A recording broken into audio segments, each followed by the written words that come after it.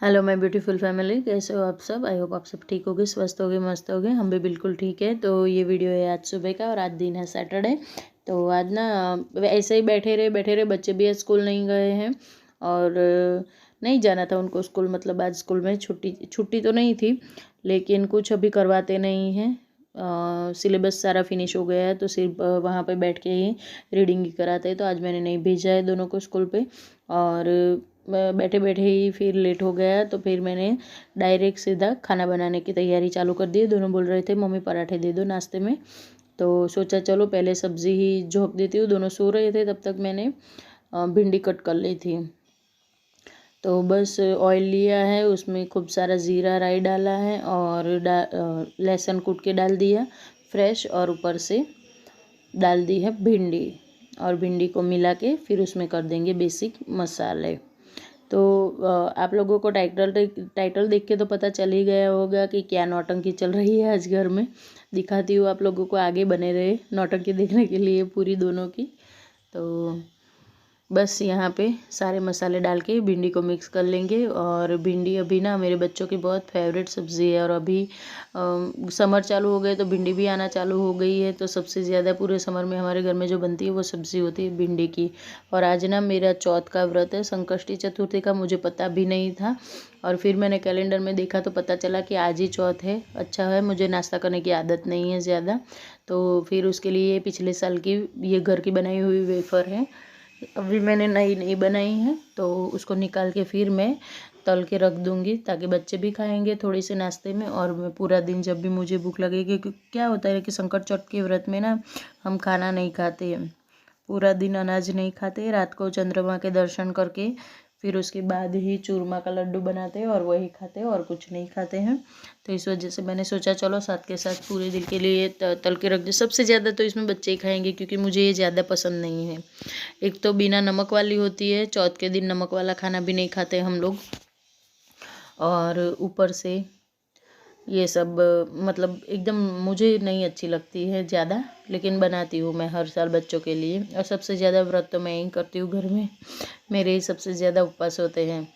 तो बस सारी वेफ़रों को निकाल लिया। सडनली याद आ गया मुझे बनाना था, खूब सारे आलू लेके आई हूँ, लेकिन कुछ मतलब टाइम नहीं मिल पा रहा है। कुछ ना कुछ बीच में आ जाता है, तो मेरे आलू पड़े पड़े ऐसे ही पड़े रहे हैं। तो उनके बारे में सोचते सोचते फिर ख्याल आया कि चलो आज उपवास है तो एक साथ में पुरानी वाली को भी फिनिश कर देते हैं। लेकिन थोड़ी सी अभी भी बच गई है। और उसके बाद आटा गूँथ लिया था मैंने, और आटा गूँथ के यहाँ पे तैयारी हो रही है पराठे बनाने की बच्चों के लिए। दोनों नहा धो के आ गए हैं, तो यहाँ पे मैं बच्चों के लिए पराठे बना दूंगी। और पराठे ना मेरा ये ट्रायंगुलर शेप कभी बनता ही नहीं है, पता नहीं इस शेप को मुझसे क्या प्रॉब्लम है या फिर मुझे क्या प्रॉब्लम है इससे। कभी भी मेरा ना परफेक्ट ट्रायंगल नहीं बनता है। वो ना हमेशा से आदत रही है ना हमें कि गोल रोटी बनाने की, तो कुछ भी करो। थोड़ा सा अंश भी यही बोला था, मम्मी आप अच्छे से कभी ट्रायंगुलर पराठा बना के ही नहीं देते हो। मैंने बोला क्या ही करूँ भाई, ट्राई तो करती हूँ, कम बनाती हूँ लेकिन बनाती हूँ।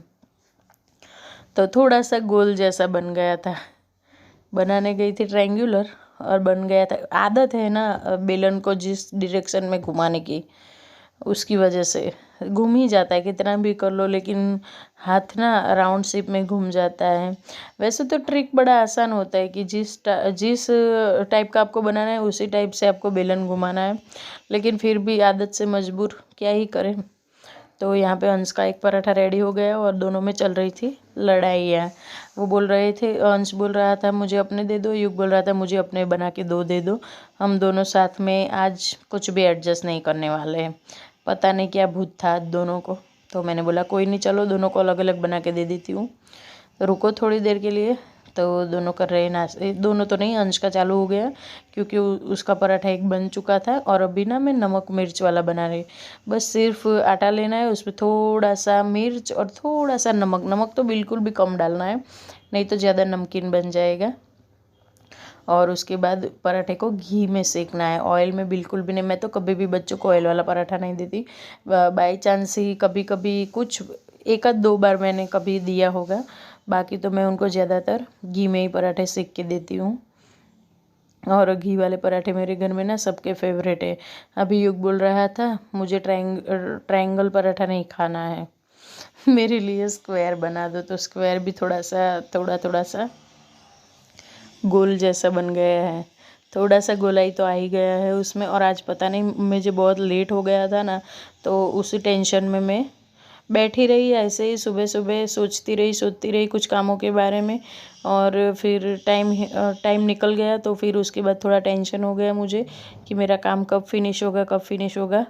बस उसी टेंशन में फटाफट में आज कुछ काम भी ठीक से नहीं हो रहा है। होता है ना, हमारे साथ अक्सर ऐसा हो जाता है।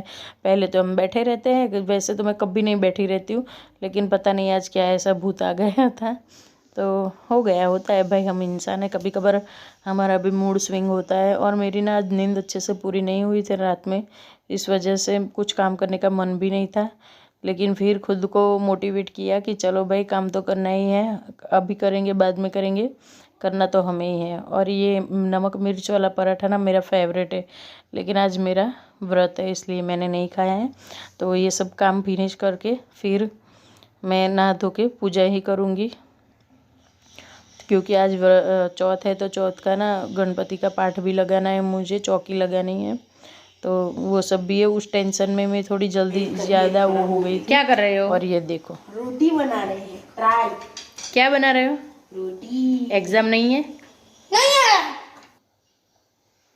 तो दोनों बोल रहे थे मम्मा रोटी बना। अभी जस्ट उन्होंने खाना खाया है और थोड़ी देर पढ़ाई करके आ गए और बोल रहे थे भूख लगी। मैंने बोला नहीं बना के दूंगी, अपने आप बनाओ और खाओ, अभी मुझे बहुत काम पड़े। लेकिन दोनों बोल रहे थे नहीं खाना दे दो। मैंने बोला नहीं, मुझे एक दो काम करने दो, रुको मैं शांति से। तो पता नहीं मैं काम कर रही थी और दोनों ने चालू कर दिया। वैसे अंश को आता है, पराठे वराठे बना लेता है, लेकिन अभी पिछले कुछ टाइम से उसने ना बनाया नहीं है, तो इस वजह से उसकी रोटी वो खुद ही बोल रहा था मम्मी वैकेशन में फिर से मुझे कुकिंग क्लास दे दो, मेरा रोटी का पूरा वो बिगड़ गया है। आदत नहीं होती ना इन लोगों को, अंश सब कर लेता है। तो बस अंश ने किया तो फिर ये छोटे नवाब कैसे रह सकते थे भाई, इनको भी बनाना था। ये बोल रहा था भैया ने बनाया तो मैं भी बनाऊंगा। तो देखो ये तो ना पूरा लड़की जैसा हाथ घूमता है इसका, तो जैसे कि वो कई सालों से बना रहा हो, बिल्कुल वैसे बेलन घुमा रहा था। मुझे बहुत हंसी आ रही थी उस टाइम पे भी, मस्ती कर रहे थे दोनों और बना रहे थे। मैंने बोला बनाओ, कोई नहीं, मैं बच्चों को इतना नहीं टोकती हूँ, जो करना होता है करने भी देती हूँ। और ये खुश हो गए अपनी रोटियां खा खा के।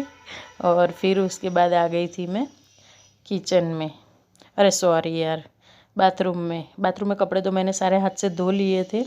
और उसके बाद फिर याद आया कि चलो भाई अभी थोड़ा कैमरा भी घुमा लेते हैं, बहुत दिन हो गए। तो बस बिल्कुल इसी तरह से मैं कपड़ों को अच्छे से पानी में से साबुन सारा निकालूंगी, अच्छे से खंगालूंगी। और एक बार नहीं, आप लोग सोच रहे होगी कि इतना गंदा पानी में ये धो रही है कपड़ों को, लेकिन दूसरी बार भी मैं दूसरा वाला टब भी चेंज करूँगी ही। और बस अभी ऑलमोस्ट मेरे सारे काम ख़त्म ही होने आए हैं। और ना मैं सोच रही हूँ अभी कुछ नया काम भी मुझे करना है, लेकिन बच्चों का एग्ज़ाम है ना, इस वजह से कुछ नहीं कर पाती हूँ एक्स्ट्रा में। टेंशन सा रहता है कि मैं काम करने बैठ जाऊंगी और उनका कुछ रह जाएगा। वो क्या होता है कि घर के काम तो करते करते मैं उन लोगों के पीछे ध्यान दे सकती हूँ, लेकिन फिर कुछ नया काम होता है तो नहीं मतलब ध्यान नहीं दे पाते बच्चों के लिए। और आज दोनों को मैंने स्कूल भी इस वजह से ही नहीं भेजा है, अभी कुछ भी नहीं कराते उनको, सिर्फ वहीं बैठ के उनको पढ़ाई ही करनी होती है। कुछ अपने डाउट हो तो वो क्लियर करवाते हैं, सारे टीचर रिविज़न ही करवाते हैं।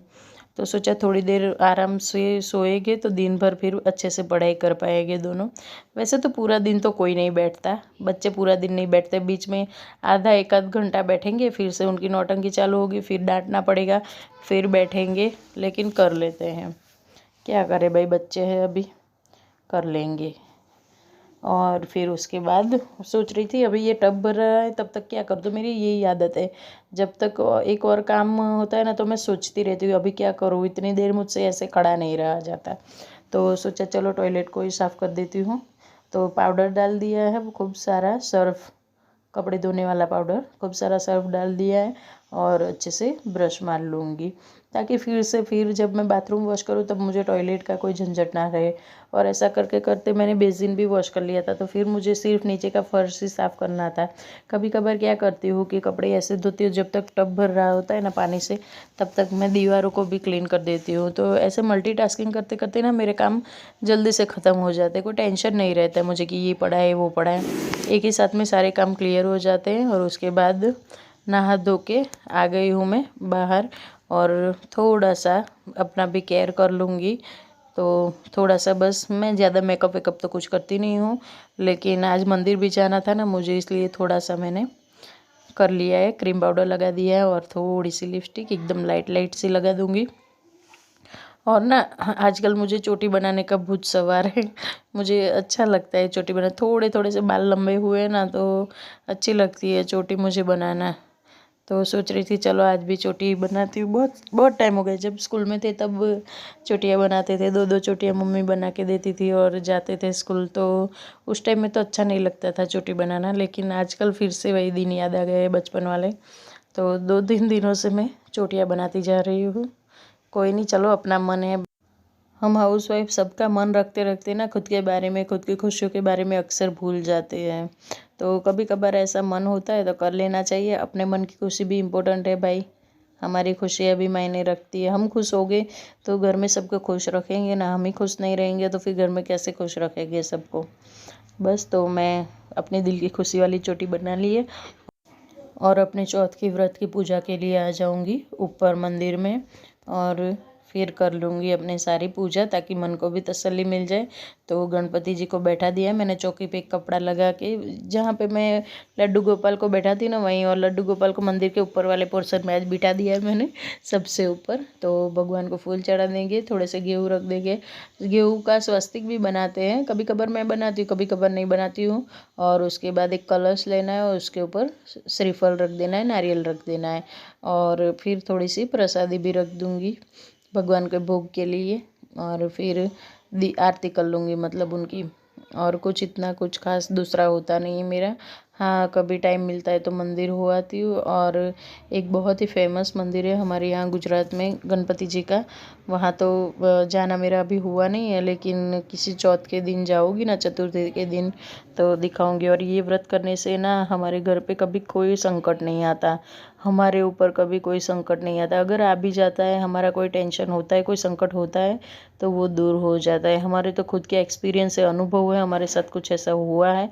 इस वजह से मैं, मेरी देवरानी और मेरी सास तीनों ही हम ये व्रत करते ही करते हैं। और फिर तब तक ना कपड़े अच्छे से मस्त एकदम ड्राई हो गए थे मेरे देसी ड्रायर में। नल के ऊपर रख दिया, पानी सारा निकल गया था। और अब आ गई हूँ मैं बाहर कपड़ों को सुखाने के लिए। तो धूप तो इतनी ज़ोरदार है ना, बिल्कुल लगता है कि अभी एकदम मई महीने वाली गर्मी आ गई है। अप्रैल मई में जो गर्मी होती है ना, अप्रैल मई, हम गुजराती में मई बोलते हैं, सॉरी, वो वाली गर्मी आ गई है ऐसा लग रहा है। और सारे कपड़ों को सुखा दूंगी, फिर आ जाऊंगी घर में। तो फ्रेंड्स, ये था मेरा छोटा सा वीडियो, कैसा लगा ज़रूर बताना। अच्छा लगे तो चैनल को सब्सक्राइब किए बिना बिल्कुल ना जाए। तब तक मिलती हूँ फिर एक नए वीडियो में, तब तक के लिए bye bye, take care, stay safe and stay healthy.